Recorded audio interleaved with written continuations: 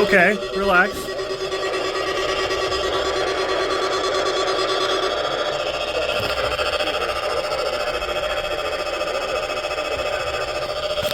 When there is a threat of or existing severe weather, the test is postponed until the first available good weather day. What the fuck? Reception of this broadcast and the warning alarm will vary at any given location.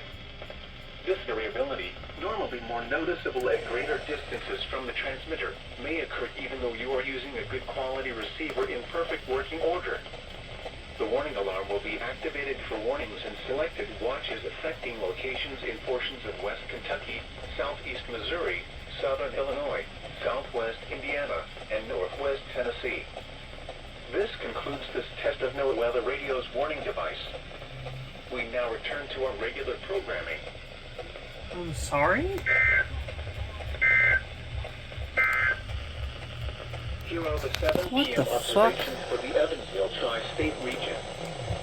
Skies were fair at Evansville. Temperature was 80 degrees. Dew point 66.